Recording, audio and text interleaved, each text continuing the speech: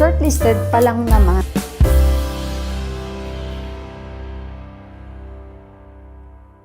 Okay guys, surprise namin si Daddy dahil birthday po ni Bua. Today nagdala si Indira ng maliit na cake. Ayan. So nasa toilet pa yung birthday celebrant. Actually guys, masama yung pakiramdam ko. Tapos si Deepak wala dito sa Chitwan. So nagbabala kami, pagbalik niya na lang. May bibili ng cake. Tapos eto si Indira nag-PM sa akin, Baujo mo dala ako ng maliit na cake. Mapupudpud na yung kandila namin. Yeah, we are waiting. Mapupudpud na yun. So ito ang dinala ni Kanchi guys. Oh, na cake kay Bua. Ayan. Kasi kakantahan siya namin. Hindi niya guys alam. May cake pa naman. You stand there and keep, you hold there. Because he will see the cake, no? He will know. Hide, hide there, hide. Ayan, sandali.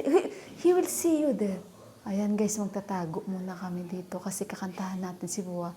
Yung isa kong camera, my other camera is waiting also there. She's 4-footer. Grabe yung acid ko guys, kaya ayan, sabi ko kay Kanchi. Sabi ni Indira, see the height different. Nag-grill ako actually ng sausage kasi Johan wants to eat grill. Kanchi, you eat, Kanchi, you eat also grill and dal. Nagtitigil ba siya? I will eat only the ano.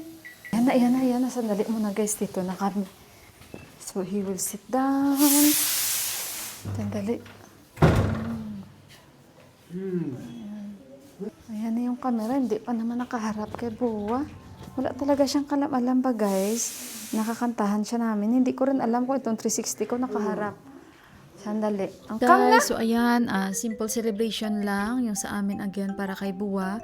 Actually, wala man kami plano today na mag-celebrate dahil nga si Deepak, kanina lang siya umalis papuntang Chitwan dahil kagabi, bali nag-usap sila ni Sanjay Day na bukas sila aalis means today papuntang Chitwan dahil matagal na po nilang plano yun. Nadidelay lang po dahil sa mga hindi magandang pangyayari sa paligid or sa sitwasyon ngayon dito. So medyo okay na yung kaguluhan, na-stop na. Thanks God naman at na-control yun. So, umalis sila kaninang umaga, like mga 11 o'clock. And ayun, dahil nga may bagong ibon na naman sila doong target since last week pa. So, ayun guys. At saka, nag-PM sa akin si Kanchi na, ate, andyan ba kayo sa bahay? Magdala ako ng cake para kay Bua. Sabi ko nga sa kanya, pagbalik na lang ni Deepak Day mo, tsaka kami mag-celebrate. Kasi baka 1 or 2 days lang naman sila sa Chitwan. So, ayun, sabi ko sa kanya, sige, punta ka dito. So, nagpagawa lang siya ng cake. Ayan, dito lang yan banda sa amin.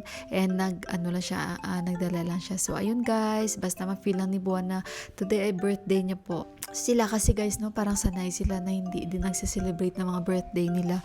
At saka ayan, 77 years old na po si Bua. Ayun, at saka kanina nga umaga, sabay pa kami kumain yan bago umalis si Deepak. At sabi pa ni Deepak sa kanya, 77 years old ka na. So ayun, si Bua ngiti-ngiti rin siya. So parang nagsabi din ako, alam mo, na-confused talaga ako kasi nung last, akala ko si Bua ay ano pa lang, 72. Ngayon nasa 77 na pala siya. Sabi niya, hindi 77 years old na si Bua. So ayun, anyway, ayan, happy birthday Bua. Sana marami ka pang birthday na dumating and lagi good health and maging okay palalo si Bua guys. And syempre sa mga wishes nyo for Bua, maraming salamat po. Ipag-pray po natin si Bua na magkaroon pa po siya ng magandang health at maging okay na po siya lalo sa kanyang pinagdadaanan and of course more birthdays to come, more candles to blow. Ayan, happy birthday again Bua. Yun. Ayun guys, Bua, happy birthday. Daddy. Mandira. Drink water, ay? Baka hindi safe.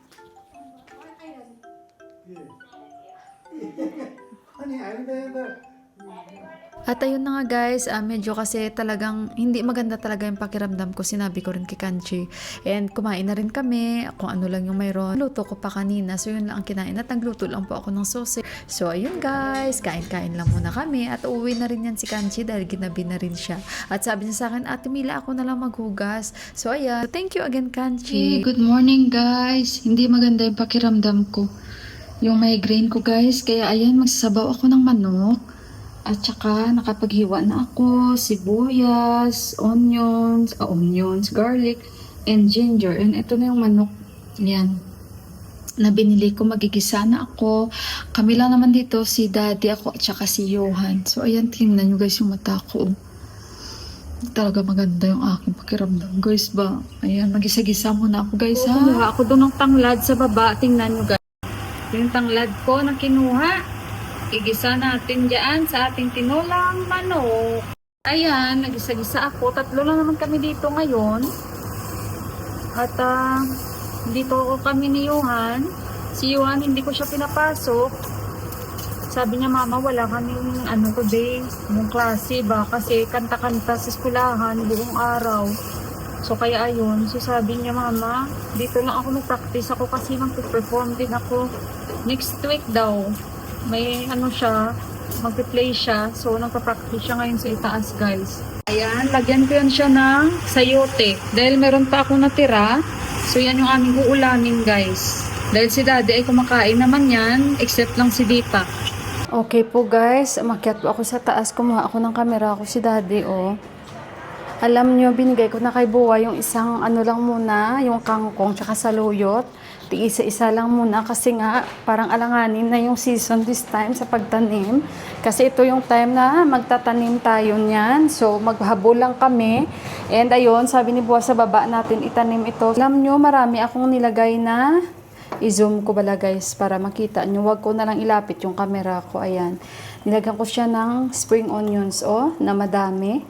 Tsaka ayan na yung aking sayote. Dahil wala pa tayong papaya. At ang papaya natin ay palaki na ng palaki sa likuran. Sarap! Ngayon, salamat Lord na wala-wala na yung sakit ng ulo ko. Kakatawag lang ni Deepak. So hopefully and praying na si Deepak ulit mapili po siya sa isa na namang itong contest dahil shortlisted po si Deepak. Napili po si Deepak. Teka lang guys, yung aking pressure cooker. Mukhang babaha na naman dito. Nasaing kasi ako, no? Yan. Baha na naman yan, mamaya.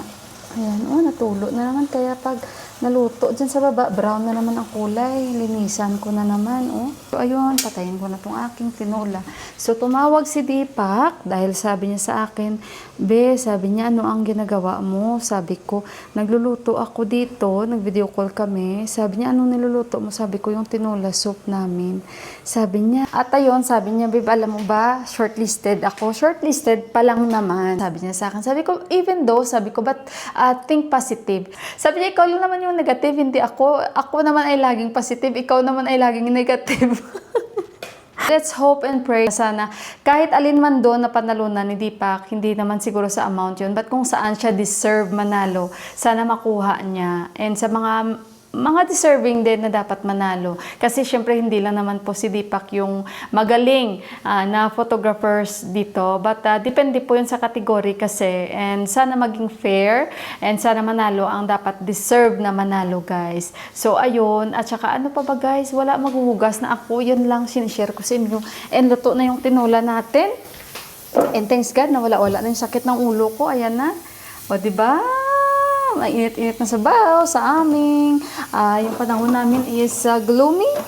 And basta gloomy yung aming panahon lagi naman. So maghuhugas muna ako guys, no? Kasi nga ginamit namin to kaninang umaga. Talagang pressure cooker natin. So ayun guys! Hello guys, nag-shower na talaga guys ang aking pressure cooker. Ay, ambot na lamang daya Ay, gusto niya talaga ako bigyan ng maraming trabaho dito sa kusina. So, ayun guys, maghugas-hugas muna ako dito. Guys, kain ako dito. Si Buwan nakain na siya sa baba. So, dito lang kami ni Yuan kakain. Kasi, nanonood si Yuan ng favorite niya FGTV at sabi ko dito na lang din ako kakain. Nagpaalam lang kami kay Buwa. So, ito na guys yung ating tinola. At meron ako ditong kanin and saging. Mas gusto ko ganito guys, no? So, ayun, kain tayo. Sabi inday nining ate, kumain ka ng madami kasi para gumaling ka at okay yung pakiramdam. Yan na ginahinay na ako para hindi bumalik yung migraine ko.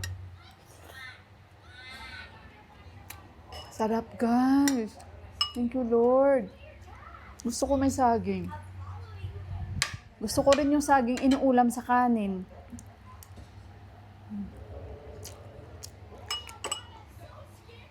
Si Yuan sa bawl ng at manok, ayaw niya ng sayote.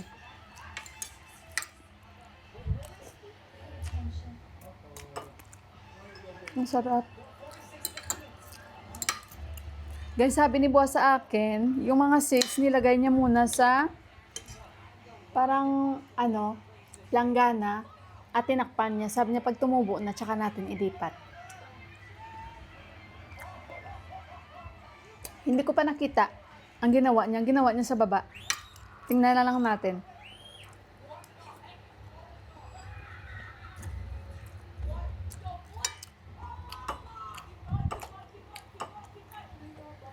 Mauubos na itong gulay ko. Yung mga manok ko, hindi ko pa nakain.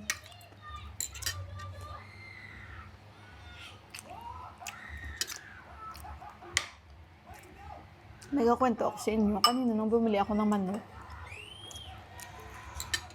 Alam niyo dito guys, pag bumili kayo ng manok, alert kayo sa kanila kasi mabilis yan sila. Ipag-chop-chop nila yan, maliliit agad yung mga manok. Chop-chop naman yun. Kasi may nakipagkwentuhan sa akin doon. Kasama din ng nagbebenta. Nahalata niya ibang lahi ako.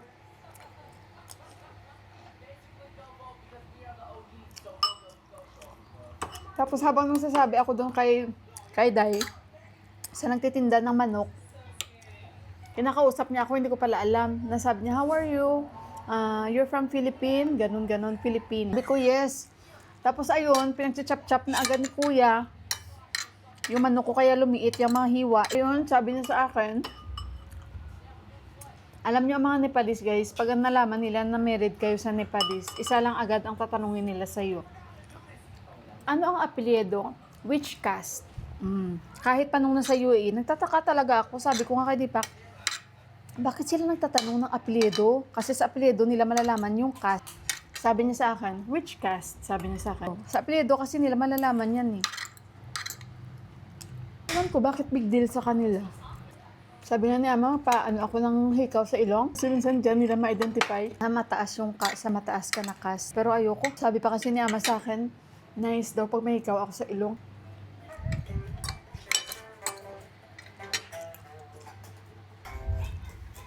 Practice na, gaano na agad siya ng gitara niya. Yung wings. Who is the singer? It is soft. Ha? The soft. Sir?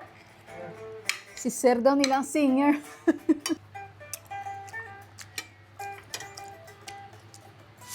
Boy. You wanna play Child of Mine? Yeah.